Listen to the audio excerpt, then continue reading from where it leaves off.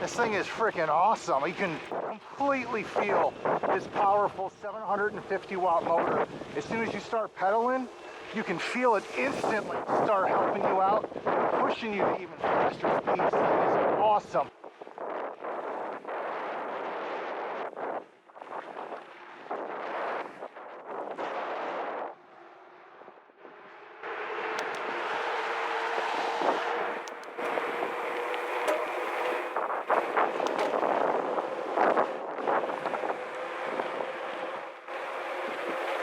So I'm in power mode 5 right now. This is on pavement on a trail near me.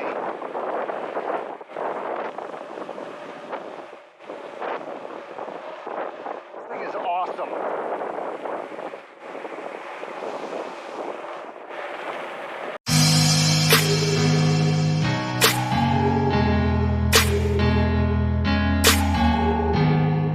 Hey everyone, this is Matt with My Model Y Adventure. And today we're doing something a little bit different. This is not a Tesla accessory or product, but this is actually a mountain bike that is a e-bike. This is the Raptor Special Edition, and I picked this up from Cyberbike. You can kind of see there from the box it has their name on it. But I was looking for a new bike, as the one I had was a really old, crappy one that fell apart last year, and I wanted a new one. And I wanted to dive into the world of e-bikes to kind of go through that journey with me. So stay tuned as we kind of go through the whole unboxing and assembly of this Cyberbike. This was shipped to me by UPS. You can see there's a little bit of damage that's over here on the right-hand side of the box. Hoping it didn't impact anything with the bike. This thing weighs somewhere around 60, 70 pounds or something like that. With the box and everything. So this is a full e-bike itself. So let me kind of go through some of the unboxing here. All that I've really done to this is there were some kind of white straps that just secured everything together. I've not opened up the box or inspected anything for damage yet.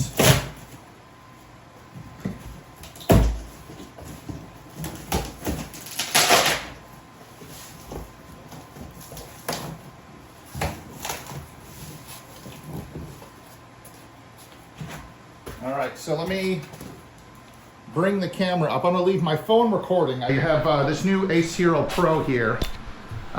We can see everything is packaged actually pretty nicely in here. Got some nice styrofoam on the wheel over here, leading up to the bike, and then to the front of the box over here. And I don't believe there's really any damage over here, because it looks like this is just kind of where the front of the bike is, and then it looks like there's a box down below there. We'll have to take a look at that one and see if there's any damage. But it doesn't look like anything is really damaged at all. This is packaged very well. Put the camera back down here. So in the background here, I'm just going to be unboxing and cutting open the box to take a look at the bike. I wanted to go through a couple of reasons why I chose this Cyberbike Raptor Special Edition. Now, there are two different Raptor versions on the Cyberbike website. There's the regular Raptor and then the Raptor Special Edition. The differences between the two is the Special Edition has this larger LCD screen that's external, where the regular Raptor has it within the frame, and then the rear shock is different. It's an air shock that's in the Raptor, where this Special Edition one kind of has the spring with the external reservoir within it. In terms of battery size and motor, this is a 750 watt motor.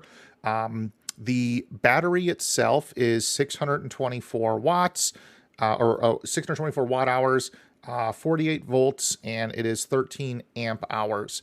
So I'm excited to really test the range and see how things go with it.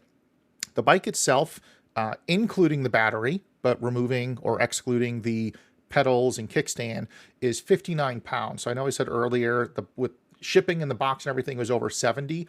but the bike itself is 59, so very comfortable weight with kind of what it offers. And then the features and capabilities of the screen. Later this year, there's going to be a Cyberbike Connect app that's going to come out for, you know, smartphones that you can do some customization, get real-time stats.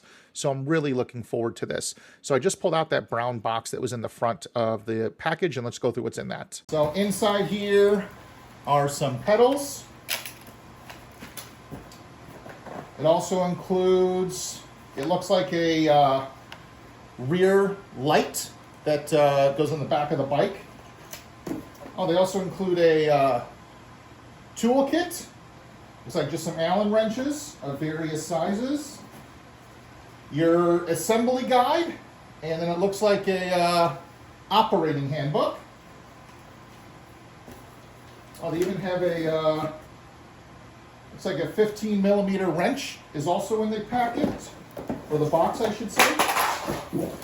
Oh, just dropped the wrenches. Not enough hands. And then the last item in here is the actual charger, it looks like, for the e-bike. So that's everything that's included in kind of that box. I can see down here on the bottom, it looks like a pump, which I believe is for the shocks. Maybe you can use it for tires too. We'll have to check into that. Let me just cut this part here.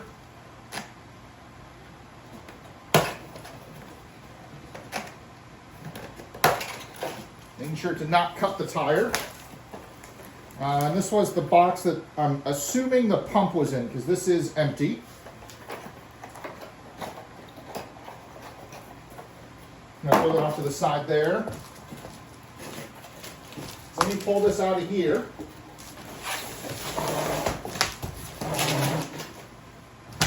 All right, so there are a number of, it looks like, zip ties holding everything together.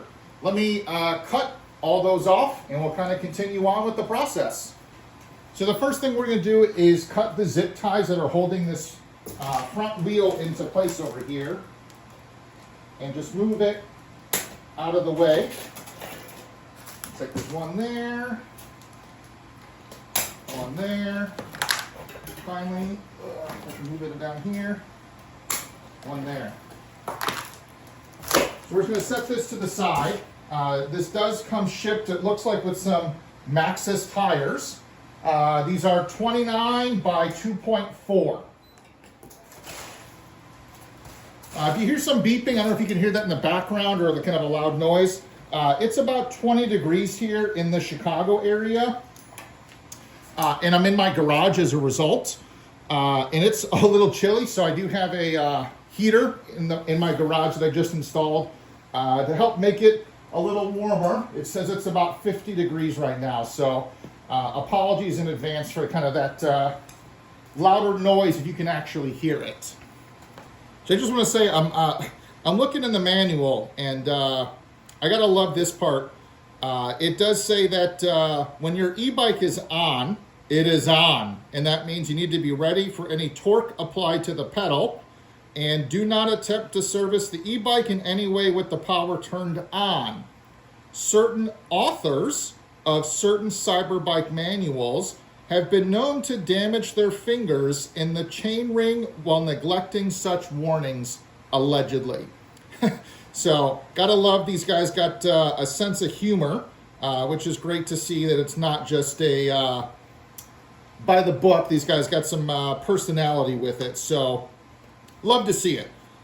So we did take off that front wheel. We're now going to look at kind of the next step, which is removing the handlebars and everything. That's going to just, I guess you can see it on the right side of the bike, just kind of loosely attached right here. So there is some tape and some other zip ties there. You can also see it does come pre-equipped with the seat attached to the bike. So let me get this kind of all cut away here. This zip tie. Looks like there's some more here.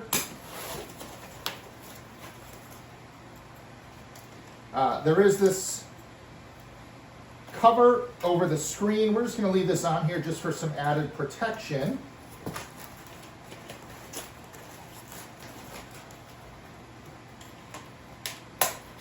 Cut this zip tie as well as that one. All right.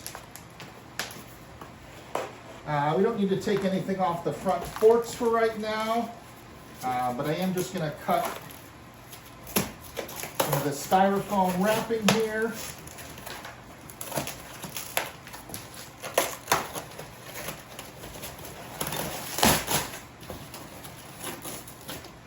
As well as this part down here. You can really get a good view of the bike. So I did pick so this is the Daytona blue color. I'm just going to cut in front of the camera here. It looks like it comes in multiple colors. Gray, orange, blue, black, turquoise.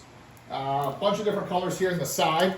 I'll put a link in the description of where I picked this one up at. The reason I went with Cyberbike over some of the other competitors is, well, I know Illinois, in the middle of the country, is not known for its hills and mountains, but I wanted a bike that is both trail as well as street, and then getting into some mountain biking, whether I wanted to travel with this, bring it to other areas that have actual courses, or just, riding around with my family, kind of having the best of all worlds of both a traditional bike as well as having the e-bike component. The large section where it actually has the name Cyberbike is where the battery is located. There are some keys that I need to find for the battery compartment, as everything is stored directly in there. Oh, the keys are actually on the handlebars. So let me remove.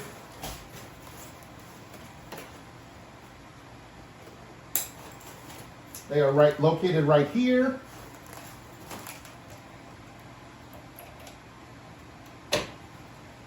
And it can just pop right out. So I'm going to keep these in my pocket and not lose them. Very important. It is explicitly written in the instructions that the keys can be hard to replace. So make sure you just keep track of those. Now, the nice thing with this is the battery can actually be charged while it is on the bike. So you don't have to take the battery out. I guess the only time that you would be doing that is if you were swapping it for another battery.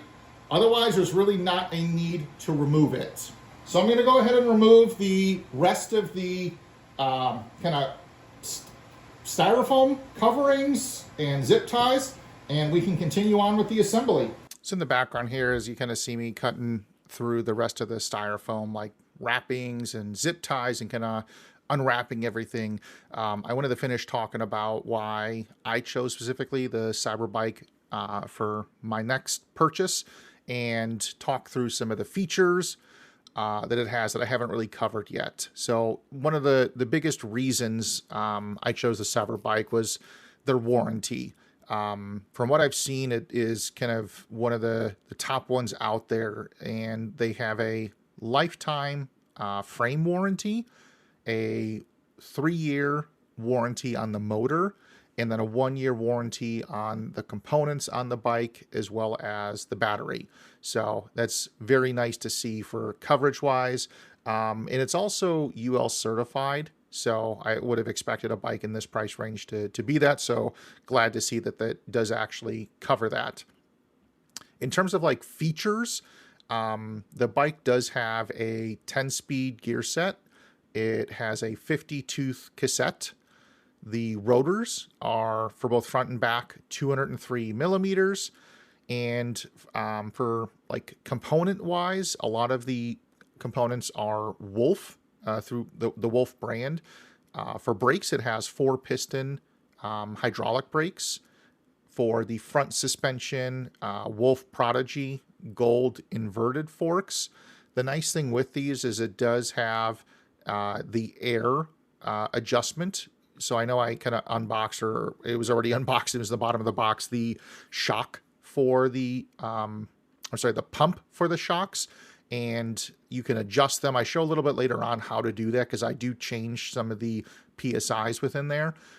It also separately lets you adjust the compression and rebound dampening, which was nice to see.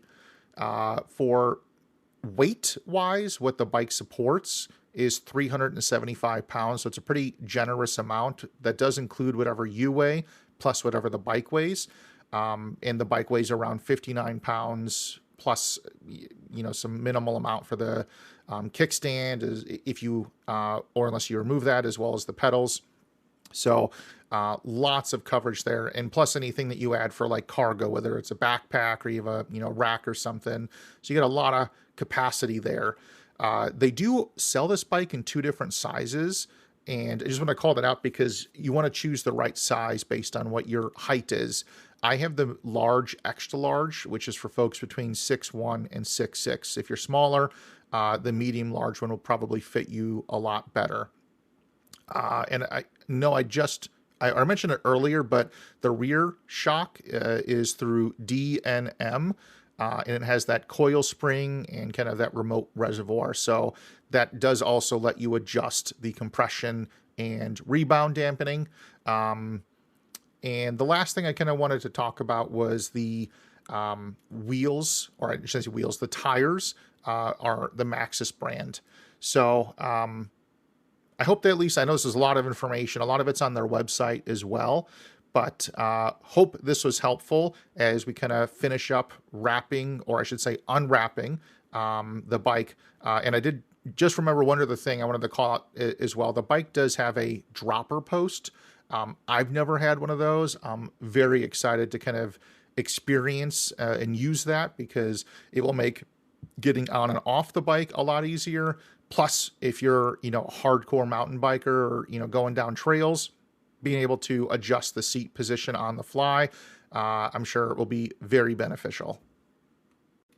So now that everything is unwrapped, you just kind of see me putting the handlebar on. So there's the Allen wrenches that I had to get to undo 4 bolts that are holding the cover, in essence, that goes around the handlebar that secures it to the steering there.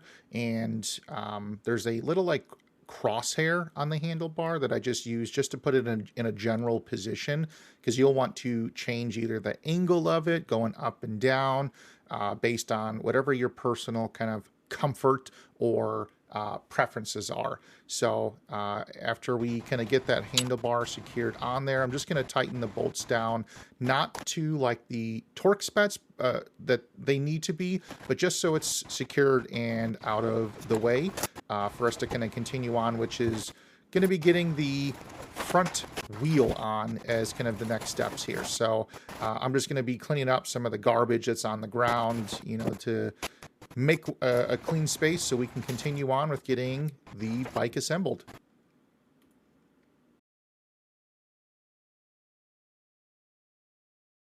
All right, so at this point, I have kind of taken off all of the styrofoam zip ties.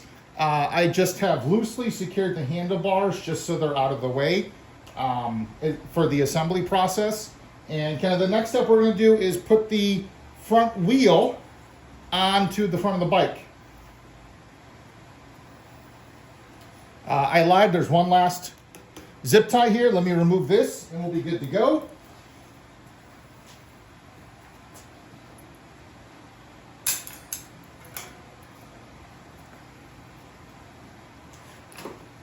Now in the instructions or manual, you can set the bike down on its side to do this part, or if you have like a bike stand to be able to hold and secure this up, you can do it that way. I'm just going to lay it on its side. I don't have a bike stand.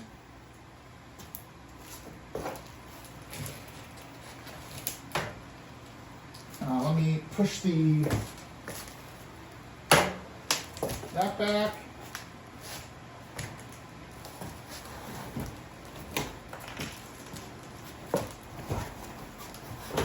Take off this.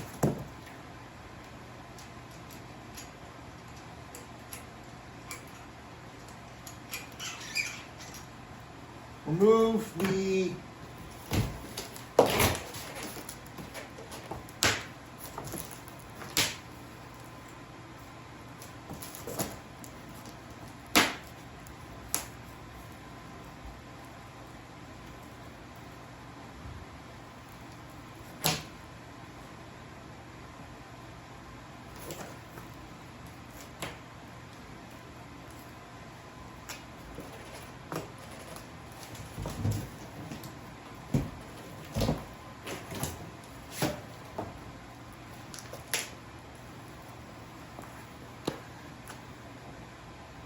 All right, so I've removed all of the zip ties or styrofoam that was kind of wrapped around everything.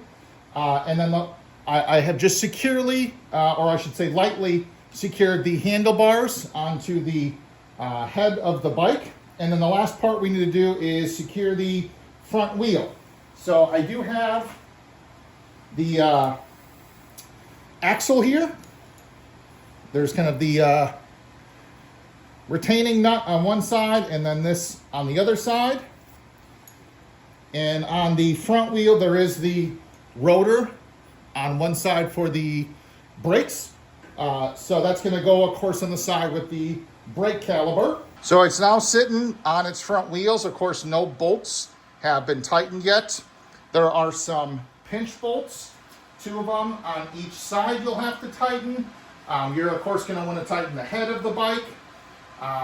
There is it's like a cord here for a light that you can attach. There's a bunch of wiring up here. You want to make sure your handlebars have to fully tighten these. Basically, every bolt on the bike, just double checking and tightening it to make sure it is secure. So there's the 2 pinch bolts, 1, 2, 3, 4. I'm just going to go ahead and tighten these down.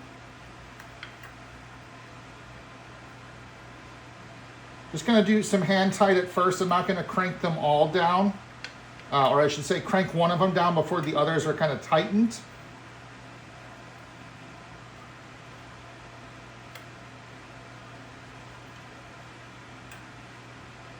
Just going to hand tight at this point. And then I know that there are some torque specs that I believe are in the instructions that I will need to look at to make sure that these are all secured accordingly to Cyberbike's specifications.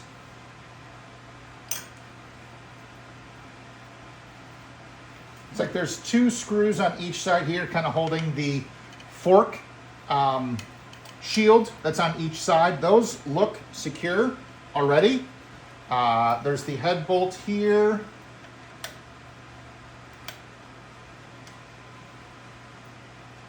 I'm going to tighten this one down again, just hand tight.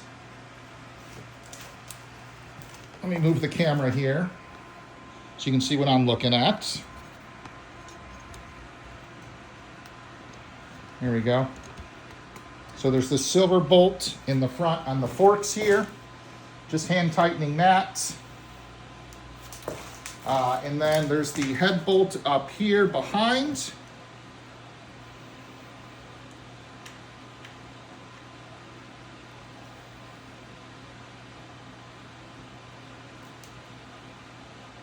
And that's just hand tight right now. The 4 bolts, oh, there's 1 zip tie up here.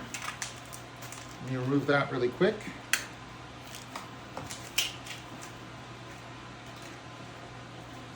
The 4 silver bolts, let me move the camera up just a little bit more. There we go. Behind the screen here are holding the handlebars. You can see kind of like the circle bullseye cross right here with everything. Just some dust here in the back of the screen. So these are just hand tight right now. There's a number of bolts that are basically holding the brakes on each side. This looks actually pretty tight on here already, so I don't think these need to be adjusted or touched at all. The bolt holding the shock, that's pretty tight.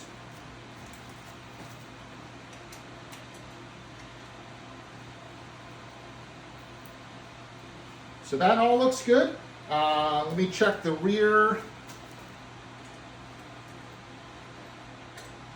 bolt on the frame. So I think the only thing that's really left to secure onto the bike are the pedals. So let me go grab those out of the box and we'll work on getting them installed. All right, now with the pedals, something important to call out. They are not universal, meaning you cannot put whatever pedal you want on each side. They're labeled accordingly. You can see this one has an R on it. And the other one here has an L. When you install them, the one on the left side does thread in counterclockwise. So they put in the manual, again with their kind of sense of humor, that the left one, when you put it in, a lot of people have stripped out the crank pedal on the left-hand side because they installed it incorrectly. So don't do that and install it incorrectly. Make sure you grab the right pedal for the right side of the bike. No kind of pun intended here with just grabbing the R one, but make sure you're installing the right pedal for the correct side of the bike, whether it's the left side or the right side. And you'll need to use either a 16 millimeter wrench to tighten the pedal with this bolt here on the outside. Right here.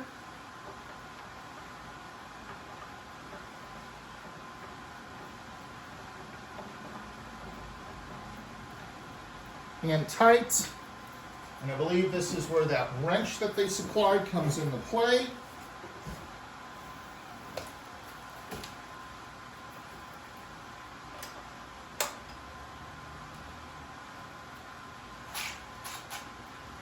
Tighten that one down. That one feels pretty good.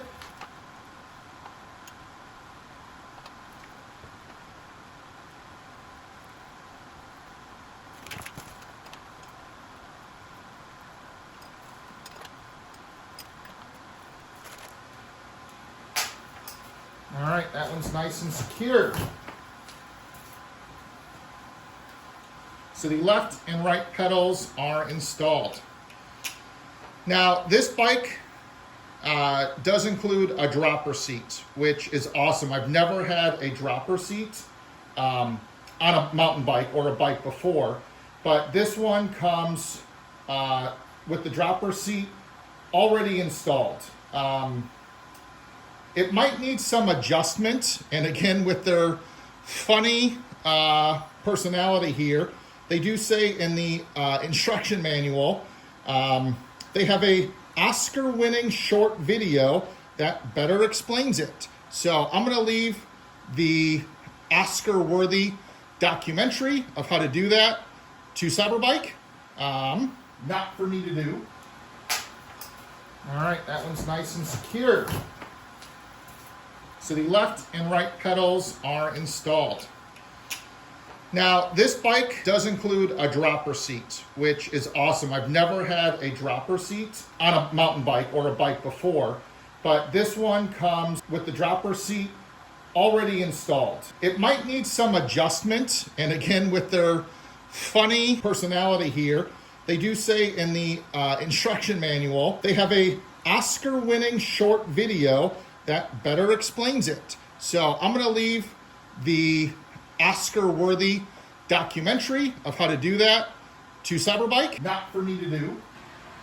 So just to say, I'm not a bike mechanic. This is my first e-bike, and what I'm kind of showing here is just for informational purposes. I am not a mountain bike expert, so you'll have to forgive me if some of this seems pretty remedial, but the dropper post, just to say, there's this little button here, and pressing that raises the seat all the way up.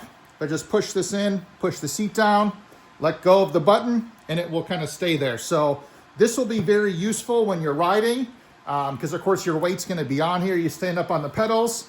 So depending on what type of terrain you're riding on, what you're doing, you can easily adjust your seat as needed. So awesome to see kind of this feature already installed, and not something I need to do or worry about. All right, so we're gonna boot up the bike for the first time here. There's an orange button on the left handlebar. It's gonna hold this down. Cyberbike logo shows up, and this thing turns on basically like within just a few seconds. Now on this main screen, I'm gonna get this protective kind of screen off of there. There's a number of things that we'll see here. The time at the top, this is not the right time. Nothing's been set up. Looks like we have the overall speed, the battery percentage, or not percentage, but like kind of a chart here. The percentage is down here at the bottom. See if I can get the camera to focus there. maybe you can read that. It says 55%. And then there's a power meter on the right side here. We can see the total range in kilometers. I'll have to change this over to miles per hour. And then how far, this is like the odometer. So I guess as part of the factory testing with everything, they've done 3 kilometers of testing, and the trip distance shows 3.2 actually, to be precise. And it looks like it was for about a 6-minute ride, or at least for this configuration. So I'll have to look in the settings menu of how to, or I should say the manual, how to adjust everything for it to be in the settings that I have for in the US. There are some buttons here to change like the speed. So I'm just pressing here. You can see it's going in the different power modes. There's 5 different power modes, 1, 2, 3, 4, 5. And then there's a button in the middle here that I'm just pressing right here. And you can see in the screen, it's changing between average speed, max speed, just a couple of different settings there. So holding that middle button down is how we can kind of clear some of the following data. Looks like the distance, the trip speed, average speed, things like that. No, we can keep that there. So let me look in the manual to see what buttons I need to press in order to kind of change everything here to be what I need it within the US. So I wanted to cover how you can change some of the settings on the screen on the Cyberbike here. So I'm going to turn it on.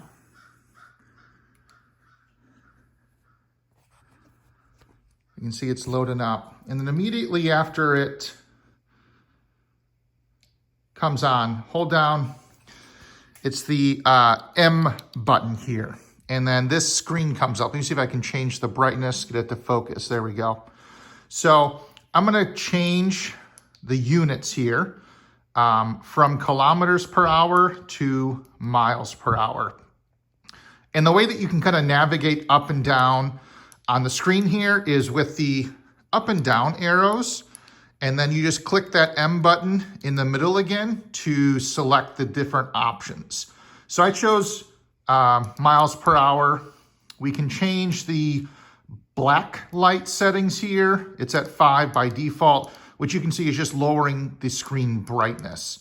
So I'm gonna leave it at 3 here just for the video, so it's a little easier to see. Let's go ahead and change the time. I think for me, it is 3:38. Start password, if you wanted to add some protection, different wheel settings, battery info, system info. So those are all kind of set up here. Speed limit, we'll leave it at 45. And that's it.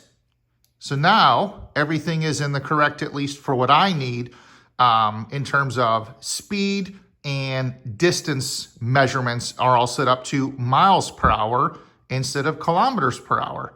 So quick, easy thing you can do to get your bike set up to match whatever your requirements are in terms of distance, or I should say measurement. So while I picked up the Cyberbike, I picked up a couple of accessories to go with it. One of them is this water bottle holder. Good Lord, I can't talk. It's super cold here in the Chicago area. I think in my garage right now, it's about 24 degrees, it says. Anyways, this mounts here. You can see the 2 holes on the frame. The water bottle mount secures right here, and it comes with these screws as well as this hex key or Allen head key to install them. So let me get this all set up here and kind of show you what that looks like after it's installed.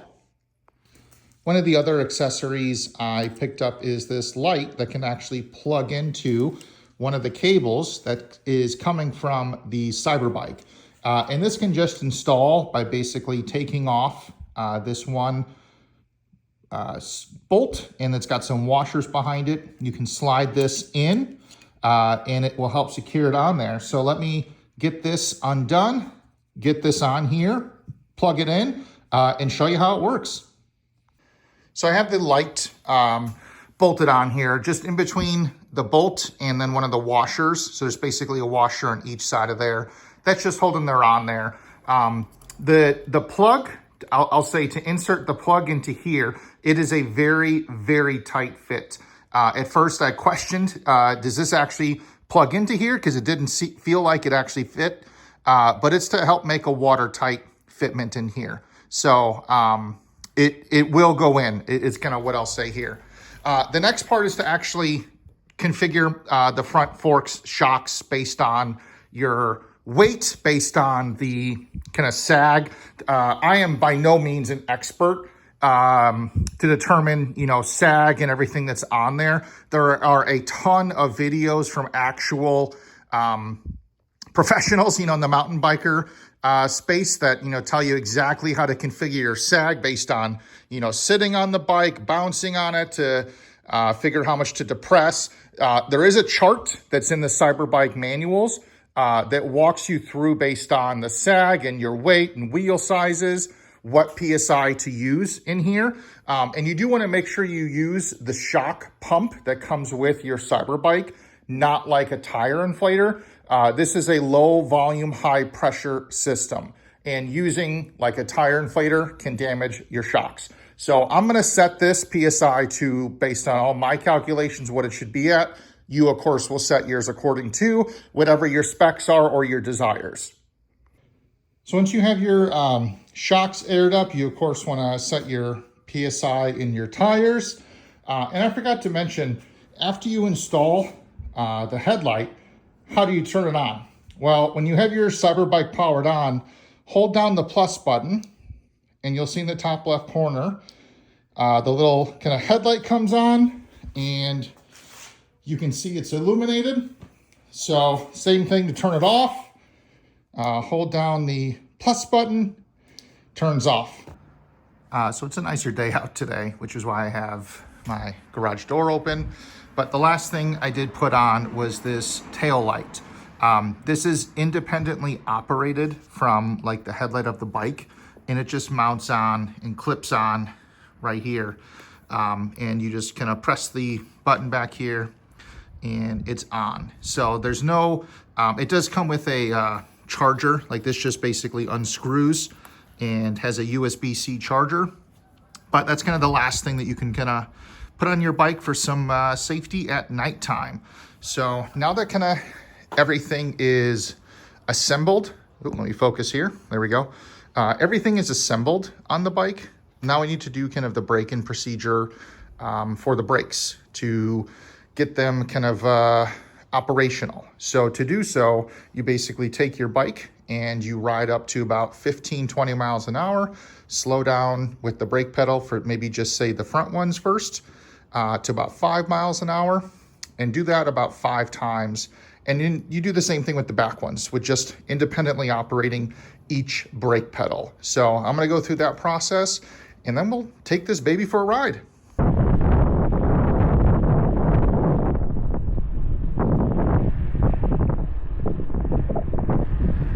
I'm hoping you guys can see I'm going about 12 miles an hour. This is just pedaling. I am not using the motor yet on the bike. Just gonna hold the front one here, go down to about 5, and speed back up, and we'll just kind of do the same thing.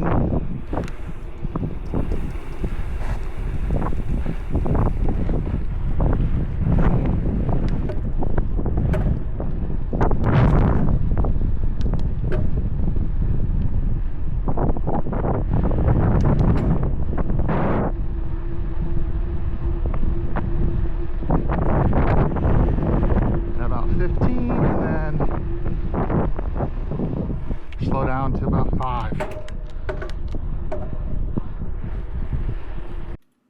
So that kind of about wraps things up here, and I hope you guys kind of enjoyed everything. It was a very, very windy day, and I don't have anything like a separate microphone, so there was a ton of wind noise. I'm sure you probably heard in the very beginning of the video that was captured, and unfortunately there's not really a good way to remove just the wind noise, but to keep my audio in there. So something in the future is kind of more options become available to add a separate microphone. I'm hoping I'll be able to do that for everyone.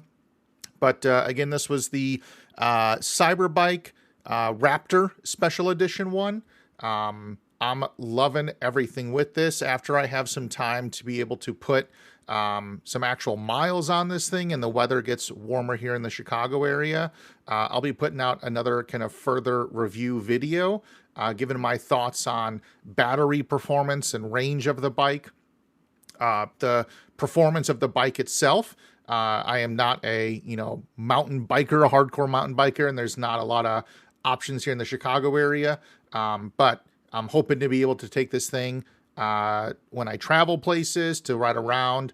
Obviously, by me, there's a lot of state parks or trails I can take this thing on and really just enjoy this with my family and being able to get out and enjoy Mother Nature. So I'll drop some links down in the description below where if you wanted your own Cyberbike, you can pick it up. I may or may not have a discount code. I'll have to look to see if there is one. But hope you guys enjoyed everything. This was Matt from My Model Y Adventure.